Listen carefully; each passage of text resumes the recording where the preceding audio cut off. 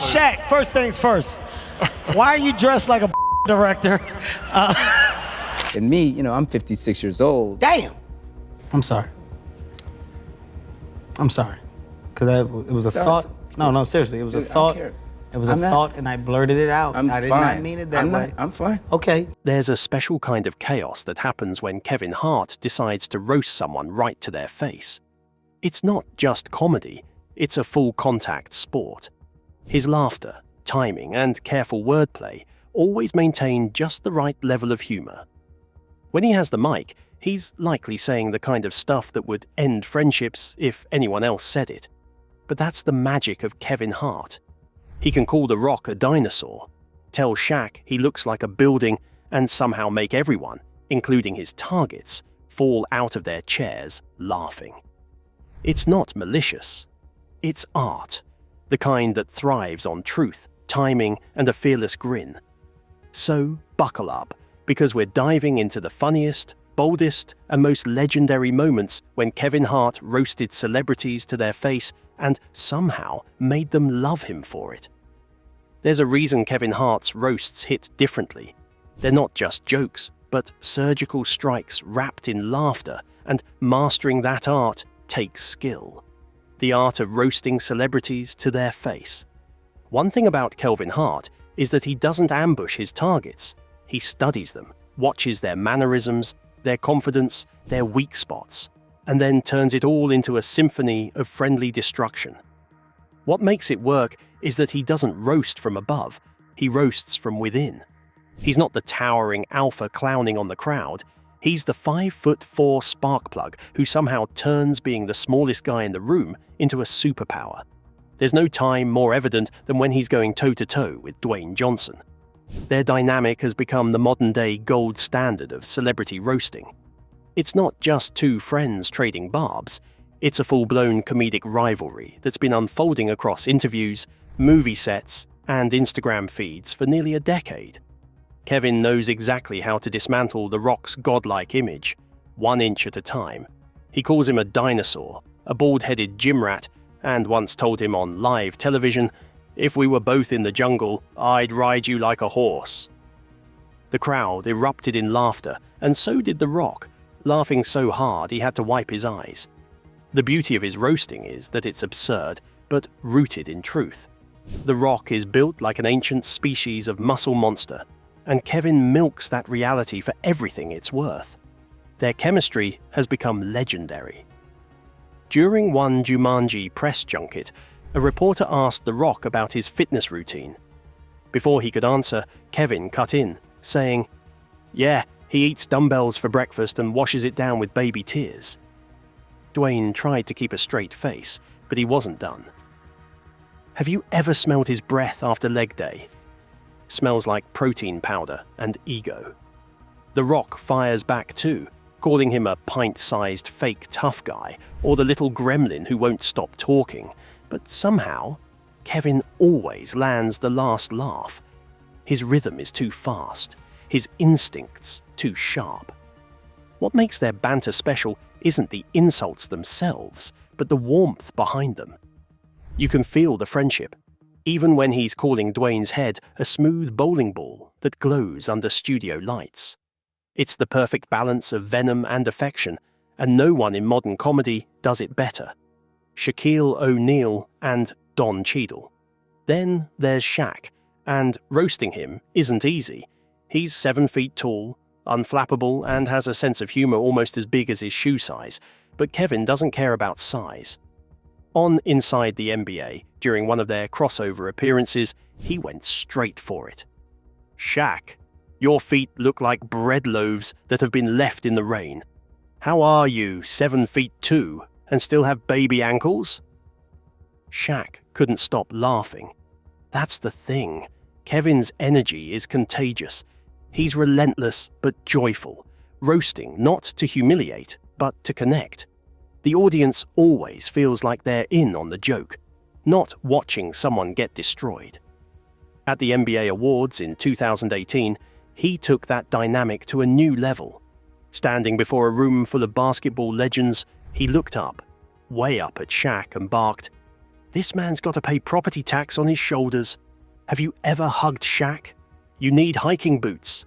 It was the perfect Kevin Hart moment, confident, fast, and rooted in self-deprecation. Because after tearing into Shaq, he added, "But I can't say much."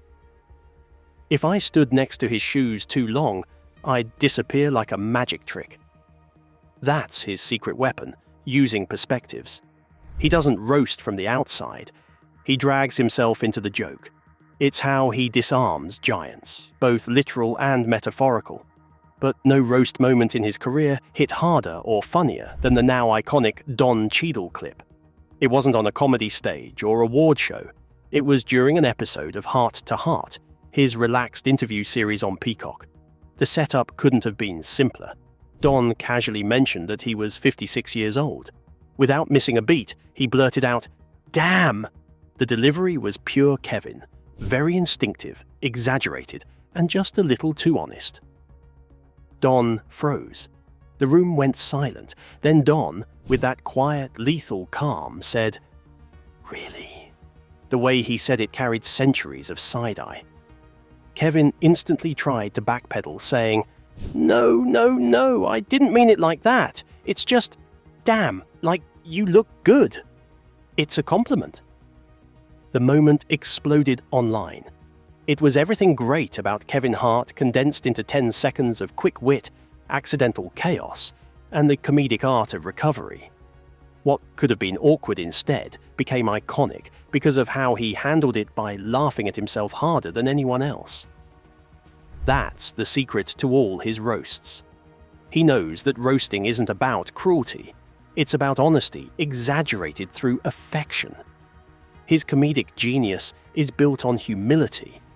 He's been open about his height, his childhood struggles, his mistakes, and his flaws.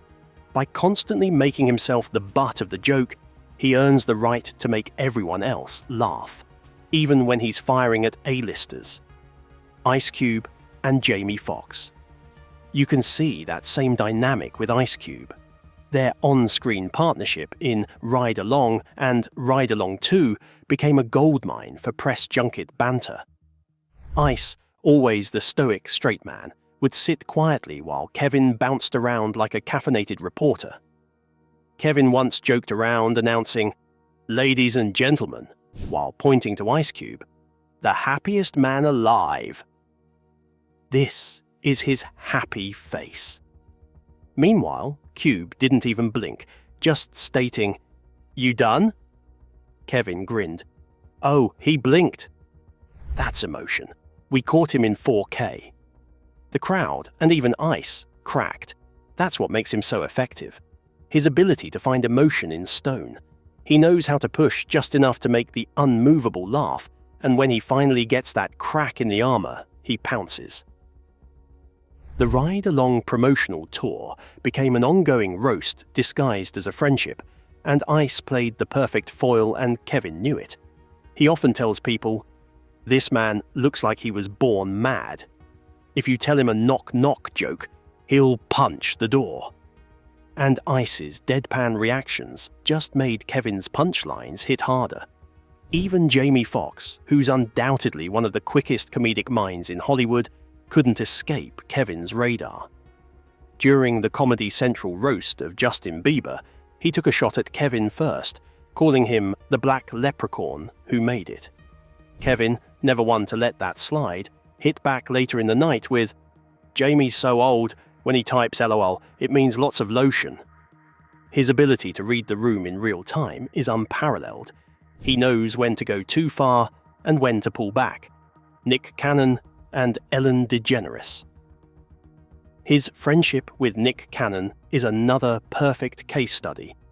On Wild 'N Out, Kevin was a frequent guest and occasional tormentor.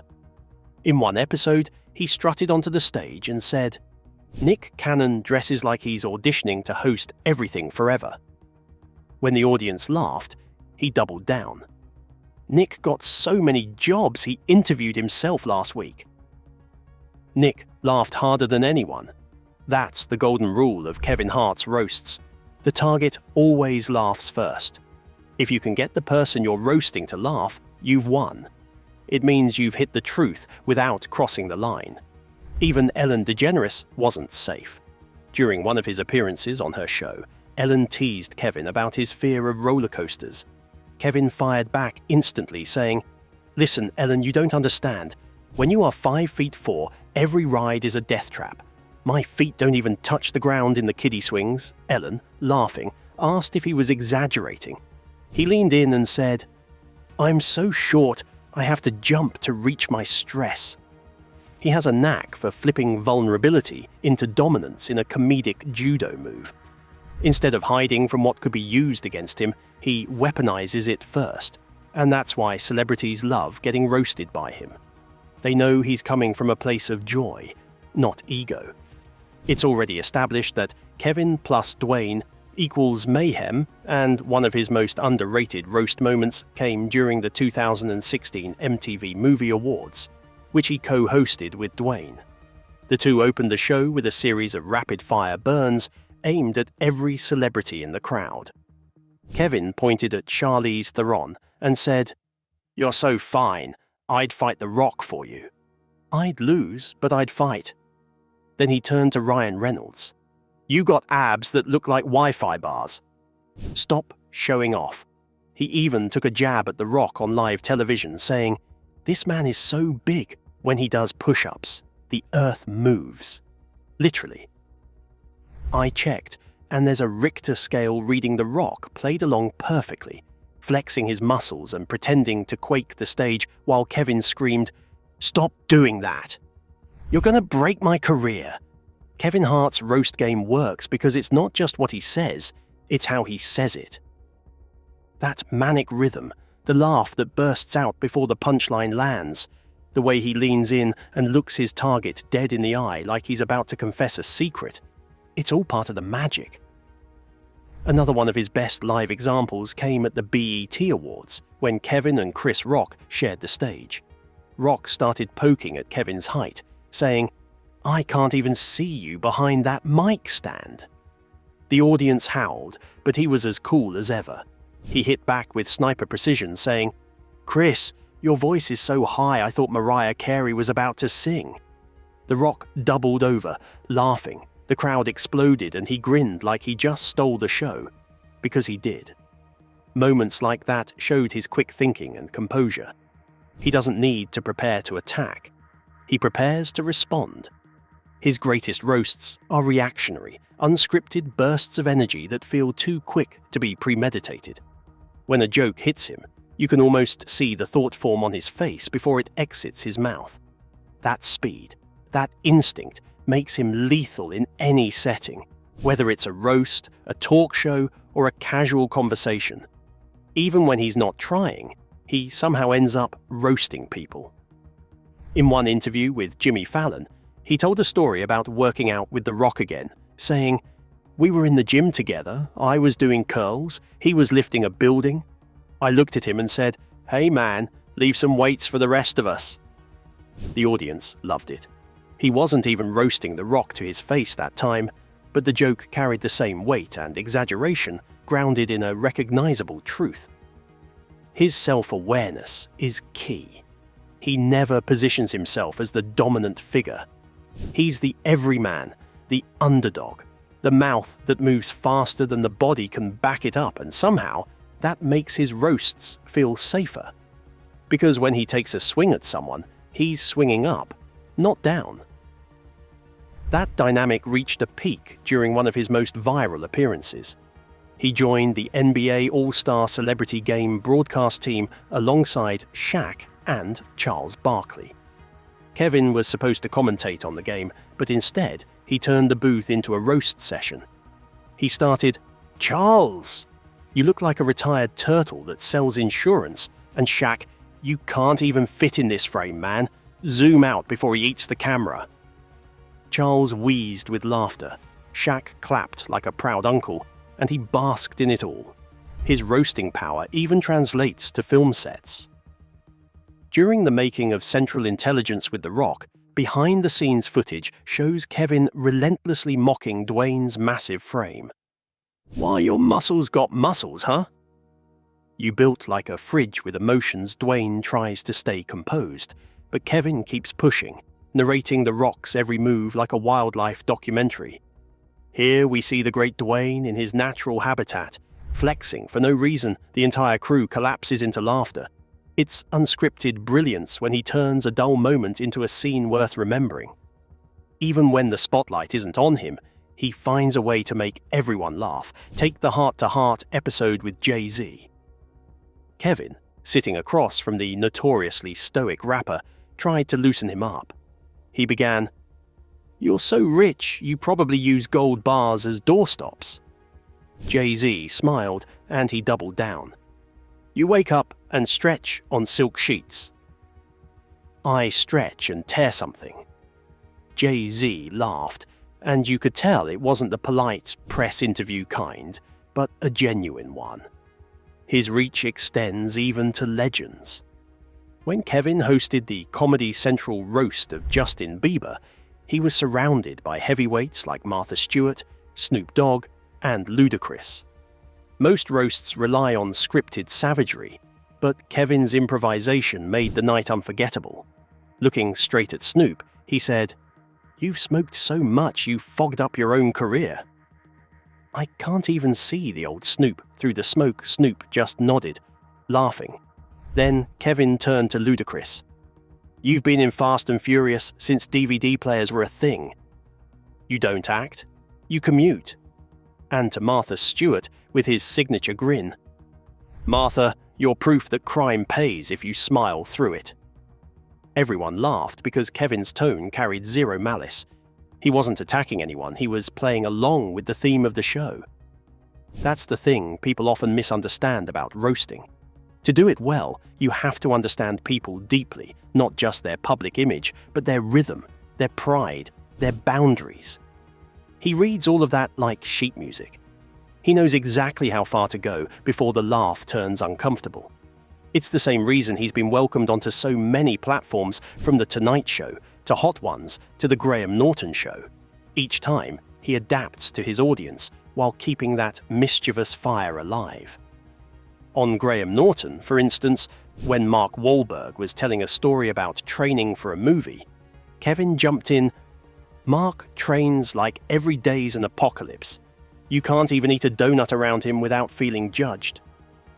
Mark Wahlberg laughed so hard he couldn't continue his story. Kevin kept going, miming his intense expression and whispering, "You smell that? That's gluten. Weakness." What makes that moment so effective is how spontaneous it feels. His roasting works because he's genuinely present, listening, observing, waiting for that perfect moment to drop the line that flips the mood. Yet, he never leaves his target hanging.